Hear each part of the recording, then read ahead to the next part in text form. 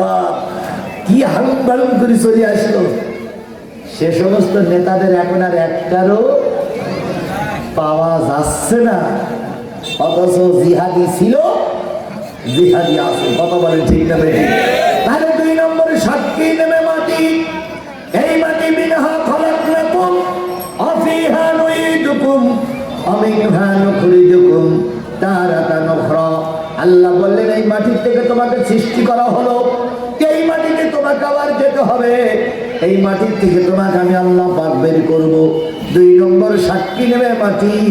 আল্লাহ বলবেন মাটি রে তুই বল আমার বান্দা বান্দি ভালো ছিল না খারাপ ছিল।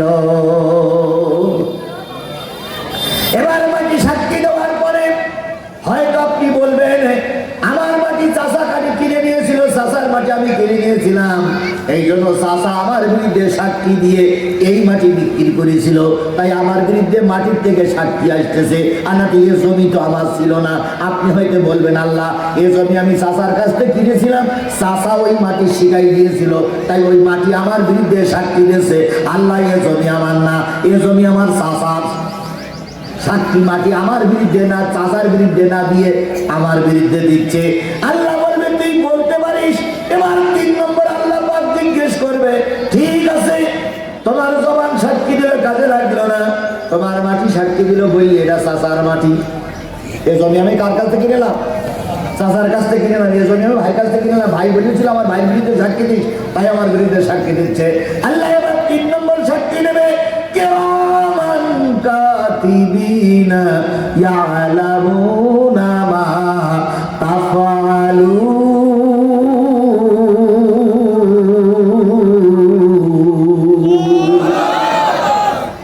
আল্লাহ বলবে কিরামান কাতিবিন কই? সম্মানিত 2 জন লেখক কই? লেখক 2 জন, এসে রেখাট হাল রেখাট, তারপরে কি প্রিন্ট পর্সা, তারপরে মার্জনী সব নিয়ে 2 ফেরেশতা হাজির হবে। এবার হাজির হয়ে ফেরেশতারা বলবে আল্লাহ এই সেই লোক, এর সম্পর্কে আমি সব দলিল পত্র ঠিক করে নিয়ে আসছি। এবার আল্লাহ পাক বলবে তুমি ফেরেশতা সম্পর্কে কি বলবা? এবার হয়তো ফেরেশতা সম্পর্কে আপনি কোনো কথা বলবেন না, নীরব নিশ্চুপ হয়ে যাবেন। এরপরও আপনার কোনো দাবি থাকলে আল্লাহ বলবে ইকরা কিতাবাক কাফা বিনাফসিকা ইয়াওমা আলাইকা হাসিবা। ও ফেরেশতারা তোমরা কিরামান কাতিবিন 2 জন সম্মানিত লেখক যে রেকর্ড তৈরি করেছো, যে দলিল তৈরি করেছো, আমার বান্দা বান্দির হাতে ওর দলিলটা তুলে দাও। এইবার ফেরেশতারা বলবে এই না তোমার খারাপ আমল, এই না তোমার ভালো আমল।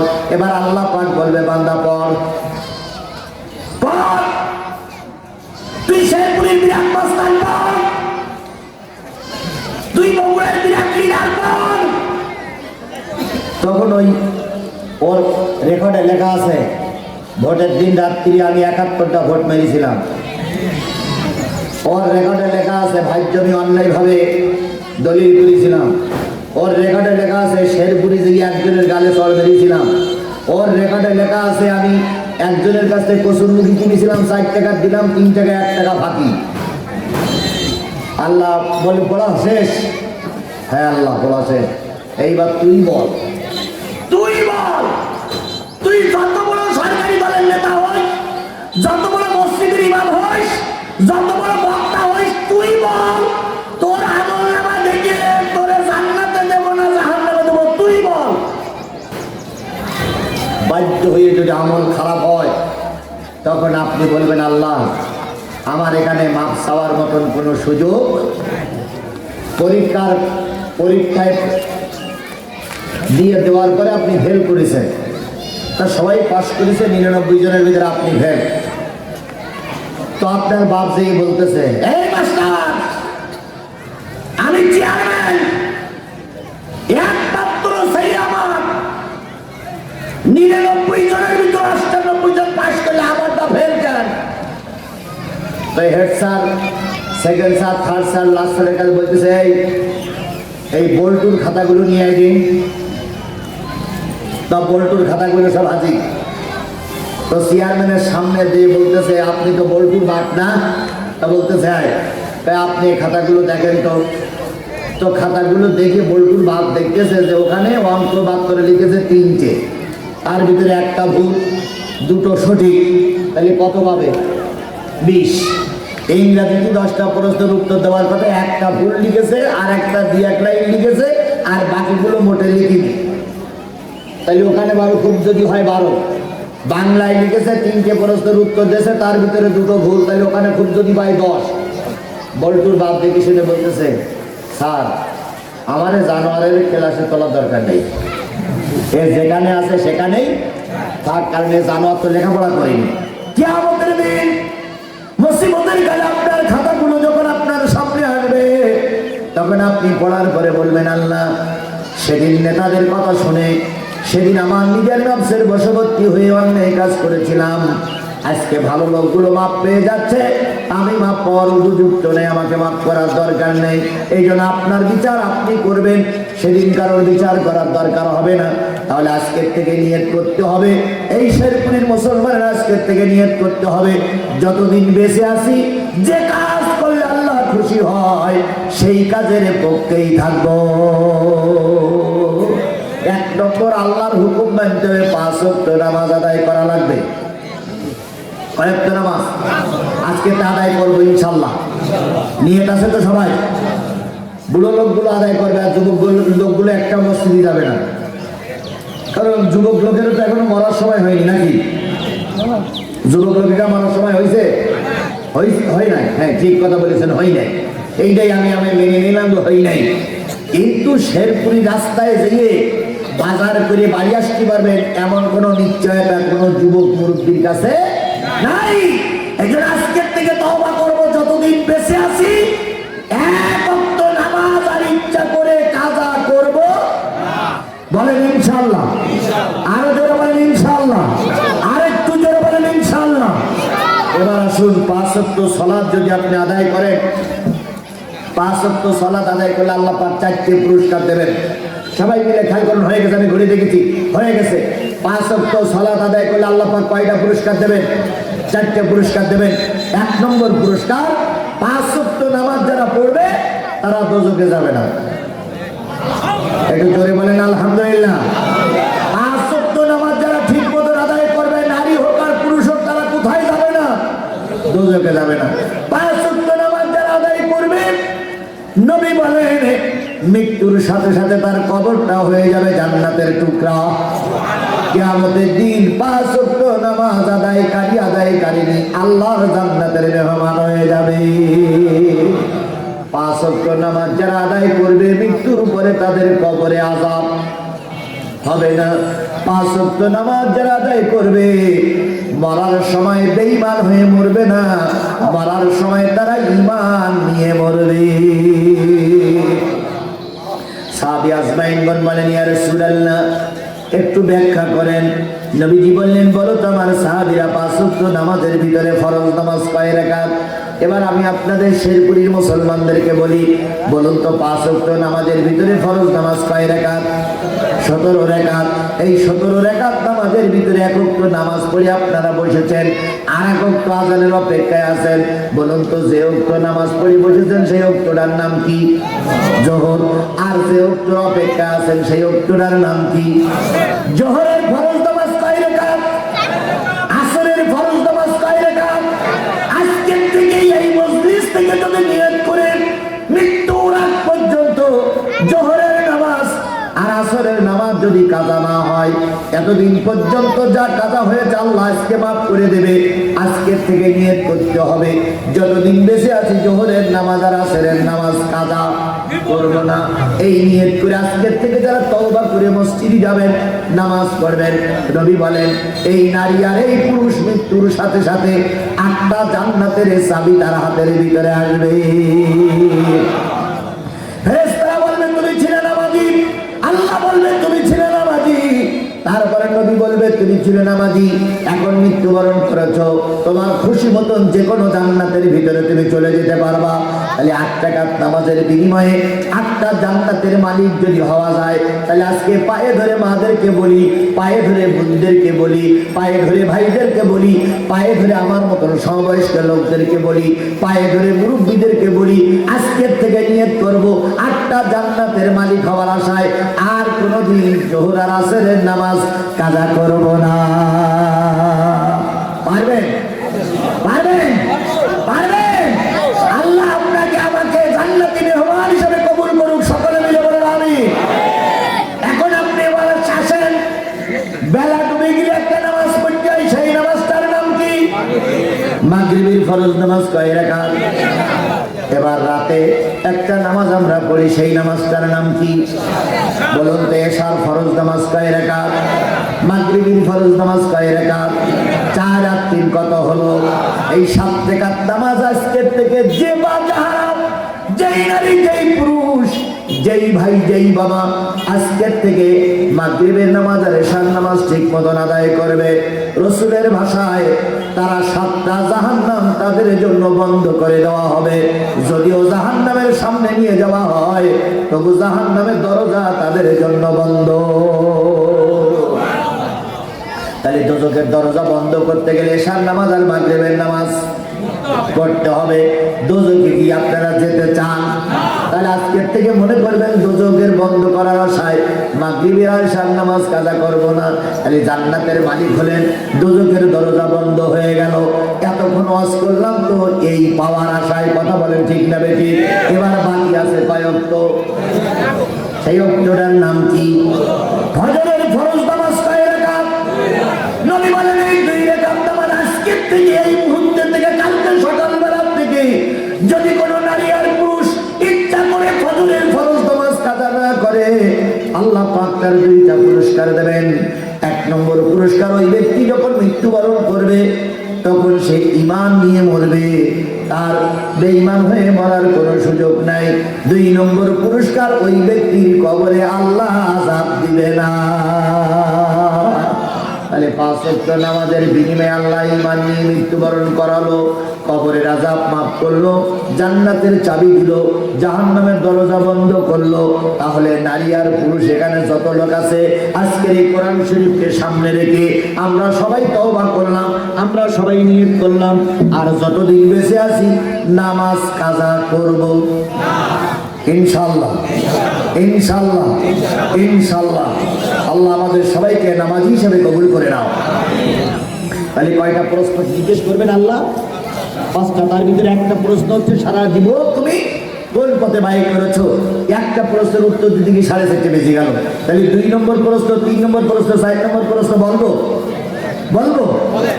এর ভিতরেই শেষ। কারণ আমি কোন অবস্থায় আসরের আজানের পরে যাব না, কোন অবস্থায় আসরের আজানের পরে যাব না। আমরা এখান থেকে যে মসজিদ কত দূর?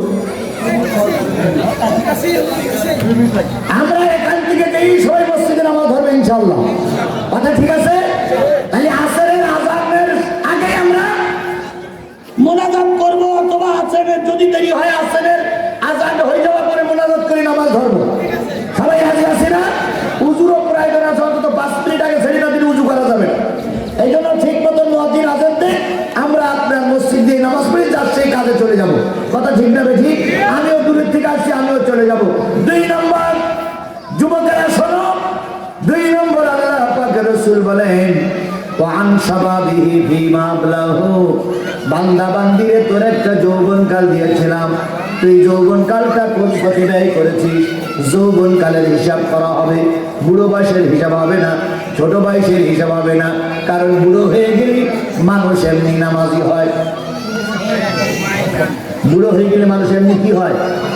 কিন্তু কিছু কিছু পাকা বুড়ো আছে, ও বুড়ো হয়ে গেলেও নামাজ পড়ে না।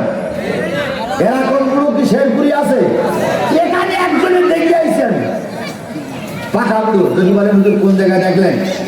ভাই, আমি যখন আসতেছিলাম আপনার এখানে দোয়ার অনুষ্ঠানে বসে আছেন, এক বুড়ো দেখলাম এই তলটার পিছনে, এই যে তিরির ঘরের পিছনে ওই বুড়ো পিড়িয়ে টানতেছে। তাহলে ওটা পাকা বুড়ো না? এখানে দোয়ার অনুষ্ঠান হচ্ছে আর ও ঘুরিয়ে টাইমতেছে, তাই ওর কি মরার ভয় আছে বলে মনে হয়? এই কথা বলেন, মরার ভয় আছে বলে মনে হয়?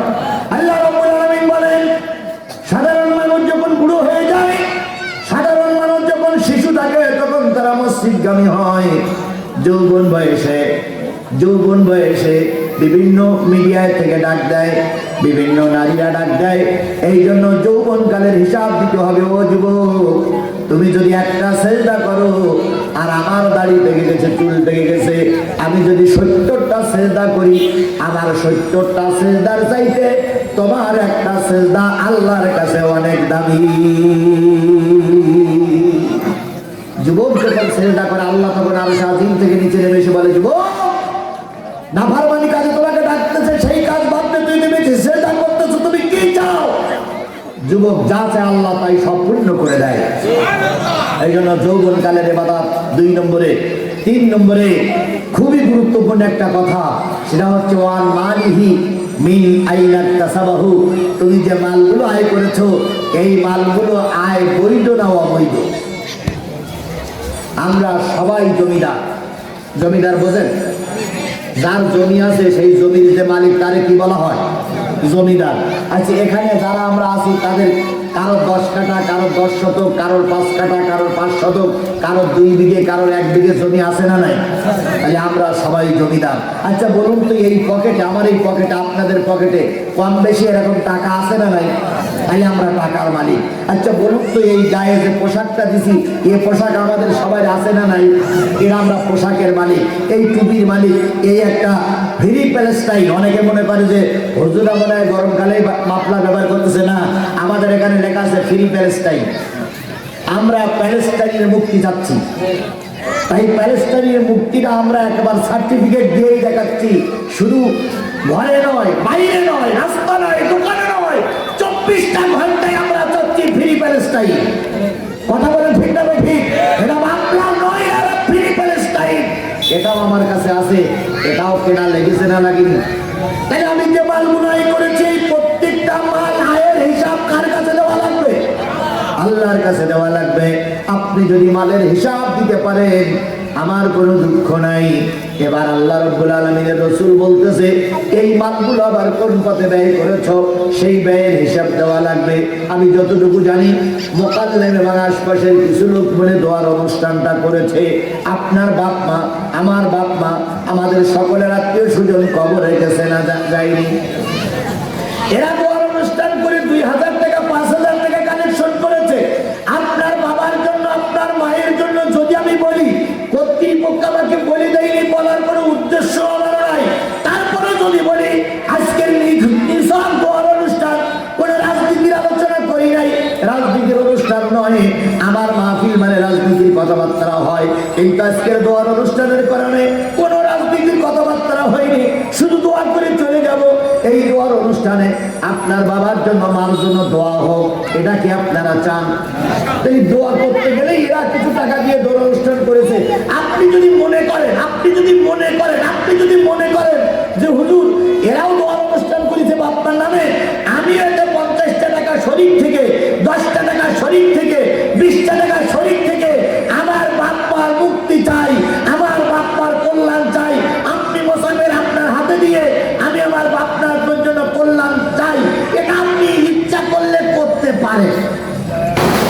তা না হলে আপনি হয়তো কিয়ামতের দিন বলবেন, আল্লাহ ওরা দোয়ার অনুষ্ঠান করেছিল তা আমাদের বলিনি, এই জন্য আপনাদের স্মরণ করাই দিলাম। 10 টাকা, 20 টাকা, 50, 100, 200, 500, 1000 টাকা দিয়ে আপনিও দোয়ার অনুষ্ঠানে শরীক থাকতে পারেন যদি আপনার মন চায়। আর যদি না চায়, দোয়ার দরকার নেই। তবে আমরা দোয়া করি ইনশাআল্লাহ। এখন আমি কি আপনার কাছে, যদি মনে করেন, আমি দোয়ার আগে আবার একটু স্মরণ করাই দেবো যে হুজুর আমার পকেটে 10টা টাকা আছে, আমি শরীক থাকলাম, আমার পকেটে 20 টাকা আছে, আমি শরীক থাকলাম, আমার কাছে 50 টাকা আছে, আমি শরীক থাকলাম, আমার কাছে নেই, আমি দোয়া করে গেলাম, পারবো না ইনশাআল্লাহ? তাহলে বসুন বাবা, বসেন, আমি পরে নেবো, পরে বসেন, বসুন। আমি টাকা কালেকশন করার জন্য আসিনি, কালেকশন করবো না। তবে যদি দেওয়ার নিয়ত করেন, ব্যাংকে থাকে, একটা সুযোগ আপনাকে দেবো, আমি মাহরুম করবো না। বসো। এই গেল 4টা।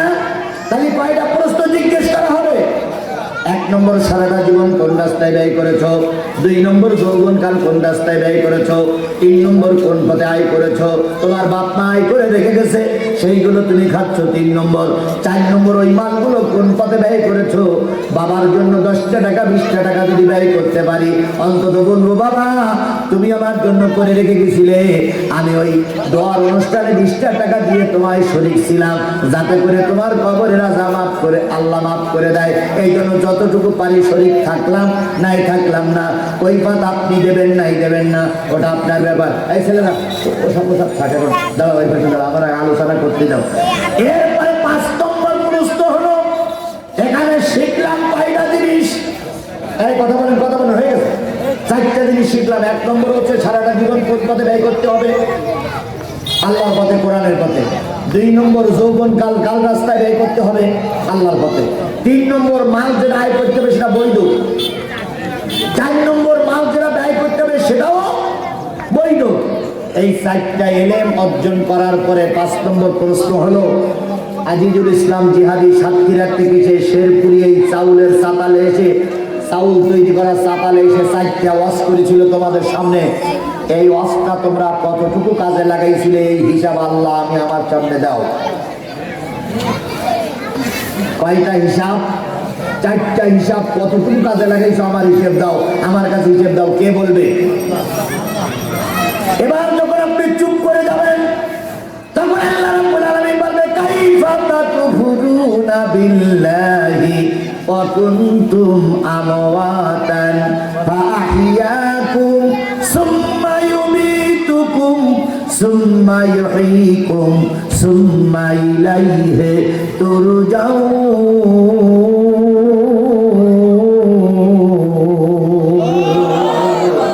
বান্দা তোরে কোরআন শরীফ দিয়ে পাঠালাম, নবী দিয়ে পাঠালাম, আলেম ওলামা দিয়ে পাঠালাম, আজিজুল ইসলামকে দিয়ে পাঠালাম, তুই কেমন করে আমার নিয়ামতের অস্বীকার করলি, কুকুরি করলি? অথচ তোর কোনো অস্তিত্ব ছিল না, তুই মৃত্যু ছিলে। বাপ্পার মাধ্যমে তোরে জীবিত করলাম, তোরে কবরের ভিতরে ঢুকালাম, আবার কবর থেকে উঠালাম, তুই আমার সে কুকুরি করলি কেন? হিসাব দে। সেদিন হিসাব দেওয়া যাবে না। এই জন্য হিসাব দেওয়ার জন্য এই মুহূর্তে আজকের এই সময় আমরা সবাই নিয়ত করি যতদিন বেঁচে আছি আল্লাহর কোরআন রাসূলের পক্ষেই থাকবো ইনশাআল্লাহ। তাহলে একটু হাত উঁচু করে দেখান তো কারা কারা কোরআনের পক্ষে থাকতে রাজি আছেন, কারা কারা ইসলামের পক্ষে থাকতে রাজি আছেন। আল্লাহ এই হাতগুলোর ইসলামের পক্ষে কোরআনের পক্ষে কবুল করে নিন। সকলে মিলে বলেন আমিন। আর একটু জোরে বলেন আমিন, আরো জোরে বলেন আমিন। বন্ধুগণ এবার আমি আপনার কাছে শেষ পরীক্ষা, আজানের আর মাত্র 2 মিনিট বাকি।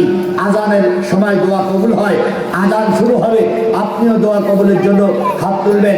আমার মা নাই, আমার বাবা নাই, মা আছে। মা খুবই অসুস্থ, মা এমন অসুস্থ চলাফেরা করতে পারে না। আমি আমার মায়ের জন্য আজকের এই দোয়া অনুষ্ঠানে 50টা টাকা দিয়ে সহযোগিতা করলাম। আপনি কি 10টা টাকা দিয়ে সাহায্য করতে পারবেন? হাত দেন তো সবাই, পকেটে হাত দেন তো সবাই, পকেটে হাত দেন সবাই, পকেটে হাত দেন। মাত্র 10 টাকা, 20 টাকা, 50, 100। আমি বাইরের থেকে এসে আমার মা বাপকে ভালোবাসি তাই বাবার নামে 50টা টাকা দিয়ে গেলাম। আপনি আপনার বাবা মার নামে 100 টাকা দিতে পারেন, বাবার নামে 50 টাকা দিতে পারেন, কোনো মানা হবে না। আজকে নিছক মাশাআল্লাহ আমার এক পাগল ভাই, আল্লাহু আকবার, আল্লাহু আকবার। দেখেন আমি চাইছি 50, 100, আমার এক পাগল ভাই 500 টাকা দান করেছে। আল্লাহ আমার পাগল ভাইয়ের দান কবুল করুক। মাশাআল্লাহ, মাশাআল্লাহ, আল্লাহু আকবার। আল্লাহ সবাই দান সব জায়গায় কবুল করে না। আজকে বাপ মা খুশি হবে, আজকে মা খুশি হবে। 20 টাকা, 20 টাকা, 20 টাকা, ওনার আর 10 টাকা দিতে হবে। আচ্ছা 10 টাকা দিচ্ছি। মাশাআল্লাহ। হ্যাঁ, মহিলাদের কাছেও চলে গেছে। আসুন ভাই আমরা সবাই সূরা ফাতিহা পড়ি, ইখলাস করি, সবাই মিলে দোয়ার জন্য তৈরি হই। বিসমিল্লাহির রহমানির রহিম, আলহামদুলিল্লাহি রাব্বিল আলামিন। এই বিল্ডিং এ যেখানে বসে আমরা ওয়াজ করছি এর বাবা মারা গেছে, উনি ওনার বাবার নামে 1000 টাকা। একটু জোরে বলেন মারহাবা, নারে তাকবীর। আসলে কে কোথা থেকে দেবে, কে কিভাবে দেবে ওটা আমি বলতে পারি না। আল্লাহ কার টাকা কিভাবে কবুল করবে আমি জানি না। আজকে কালেকশনের মাহফিল নয়, শুধুমাত্র শরীর টাকার জন্য বলেছি। আল্লাহ সকলের দানগুলো কবুল করুক। আর কেউ এরকম 2-1000 টাকা দিলে এদেরও সুবিধা হবে। আপনি আপনিও নেকির মালিক হবেন। আল্লাহ আপনাকে আমাকে কবুল করুন। জি মাশাআল্লাহ, মা বোনদের কাছেও চলে গেছে, মা বোনেরাও দিবেন, কেউ মাহরুম করবেন না। এরপরে আমরা দোয়ার জন্য চলে যাব। সবাই সূরা ফাতিহা পড়ুন, সবাই সূরা ইখলাস পড়ুন, সবাই একটু দুরূদ শরীফ পড়ব। সবাই মিলে বলুন বিসমিল্লাহির রহমানির রহিম আলহামদুলিল্লাহি রাব্বিল আলামিন আর রহমানির রহিম মালিক ইয়াউমিদ্দিন ইয়্যাকা না'বুদু ওয়া ইয়্যাকা নাস্তাঈন। শ্বশুর আর আব্বা, শ্বশুর আর আব্বার নামে। মাশাআল্লাহ, হুজুর ভালো আছো তো? তোমার নাম কি? হ্যাঁ হুজুর, ভাই এক ভাই 500 টাকা দিয়েছে, এই ছোট ছেলেটা 500 টাকা দিল, গড়ে আমরা 1000 টাকা পেয়ে গেলাম। মাশাআল্লাহ, আল্লাহু আকবার, আল্লাহু আকবার করে। ভাই ভাই যেহেতু আজান হচ্ছে তো আমরা দোয়া কালামগুলো পড়ি, সূরা ফাতিহা ইখলাস পড়ি। আজানের শেষেই, আজানের শেষ আমরা মোনাজাত শুরু করবো। আল্লাহু আকবার। 50 টাকা পাইছি, আর একজন 10 টাকা পাইছি। আল্লাহ কবুল করুন। জি জি, সবাই মিলে দেয়। বিসমিল্লাহির রহমানির রহিম কুল হুয়াল্লাহু আহাদ আল্লাহুস সামাদ লাম ইয়ালিদ ওয়া লাম ইউলাদ ওয়া লাম ইয়াকুল লাহু কুফুওয়ান আহাদ। কুল হুয়াল্লাহু আহাদ আল্লাহুস সামাদ লাম ইয়ালিদ ওয়া লাম ইউলাদ ওয়া লাম ইয়াকুল লাহু কুল হুয়াল্লাহু আহাদ আল্লাহুস সামাদ।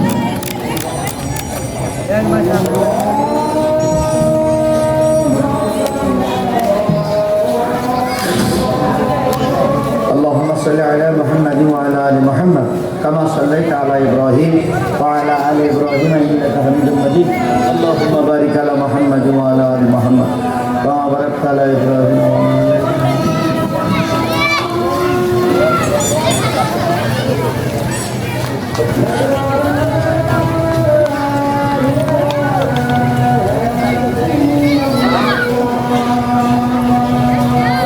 اللهم صل على محمد وعلى ال محمد كما صليت على ابراهيم وعلى ال ابراهيم انك حميد مجيد.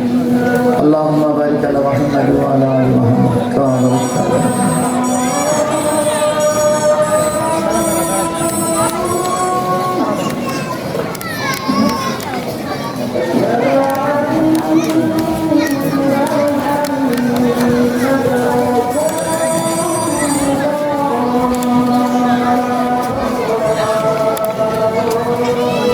sallallahu alaihi wasallam.